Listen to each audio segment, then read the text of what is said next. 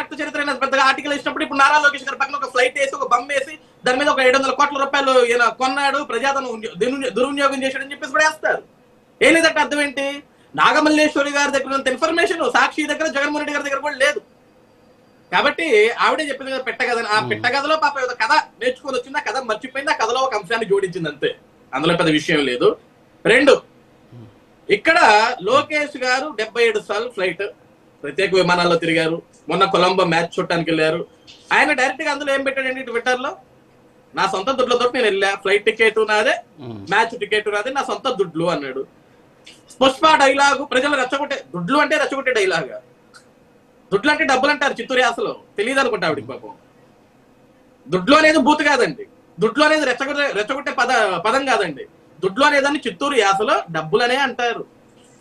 చిత్తూరు వాళ్ళు చాలా మంది మా దుడ్లు ఎప్పుడు ఇస్తావు, దుడ్లు ఎంత ఖర్చు అయిందనే మాట్లాడుతుంటారు, అది తెలియదు. లోకేష్ గారు ఫ్రమ్ చిత్తూరు జిల్లానే కదండి, ఆ భాషే మాట్లాడాడు. ఆ భాష తోటే ఎవరైతే కంగారు పడుతున్నారో, ఎవరైతే ప్రజాధారం దుర్వినియోగం అయిపోతుందో ఓ గుండెలు బాధ చేసుకున్నారో వాళ్ళకి సమాధానం ఇచ్చాడు.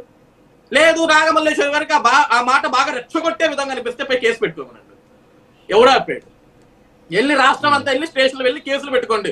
నవ్వుతారు కూడా, ఇలా దుడ్లు అన్నాడు లోకేష్ గారు, ప్రజలు రెచ్చగొట్టేశాడు, మాకు ఆగ్రహావేశాలు వచ్చేసినాయి, మేమేం చేయాలి మాకు అర్థం కావట్లేదు, మీ కేసులు పెట్టేస్తాను పెట్టేసుకోండి. ఎవడో ఆపాడు? ఇక్కడ ఒక విషయం సార్ రాజు గారు, ఎంతసేపటికి పెట్టకథలు చెప్పడం కదమ్మా, వాస్తవాల్లో బ్రతకాల, వాస్తవాలు మాట్లాడాలి, వాస్తవాల్లోకి రావాలి. లోకేష్ గారు ఏదైతే తన 4 శాఖల నుంచి గతంలో కూడా వైసీపీ పార్టీ వాళ్ళు ఇదే విధంగా ఆరోపణలు చేస్తే right to information act RTI ద్వారానే ఈరోజు పబ్లిక్ డొమైన్ లో కూడా ఉంది. ప్రభుత్వం ఖర్చులకి ఎక్కడా కూడా ఆయన వాడిన ఫ్లైట్లు, ఈవెన్ గవర్నమెంట్ వర్క్స్ వాడిన ఫ్లైట్ కూడా ఎక్కడా కూడా ఆయన ₹1 బిల్ క్లెయిమ్ చేయలేదు. ఆయన సొంత డబ్బులతోటే ఆయన ఈ రోజు ఈ పర్యటనలన్నీ చేస్తాడని చెప్పేసి డైరెక్ట్ గా పబ్లిక్ డొమైన్ లో ఆ పేజ్ ఉంది, మీరు వచ్చి తెచ్చుకోవచ్చు. నిన్న కూడా కొలంబో విషయంలో వీళ్ళు వెంటనే లోకేష్ గారు అసలు కొలంబో వెళ్ళిపోయాడు, 24 గంటల్లో వచ్చాడు, మళ్ళీ బిల్ గేట్స్ గారిని సాక్షి ఏం చెప్పిందో తెలుసా సార్, ఫోటోల కోసం వచ్చాడు మళ్ళీ లోకేష్ తిరిగి అని. వీళ్ళు ఎక్కడ ఆగిపోయారంటే సార్, ఫోటోల దగ్గర ఆగిపోయారు ఎంతసేపటికి. ఎందుకంటే వీళ్ళ అధికార ప్రతినిధి ఇంకొక ప్రభుత్వుడు ఉంటాడు వెంకటరెడ్డి, ఆయన కూడా అంతే. గతంలో లోకేష్ గారు సుందర్ పిచ్చయ్య గారిని కలిసినా, సత్యనాథల గారిని కలిసినా సరే ఏమన్నారు తెలుసా సార్, డబ్బులు ఇచ్చి లోకేష్ ఫోటోలు దిగాడు అన్నారు.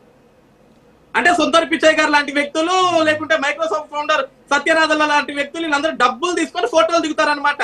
వీళ్ళ జ్ఞానం అది, వీళ్ళ నాలెడ్జ్ అది.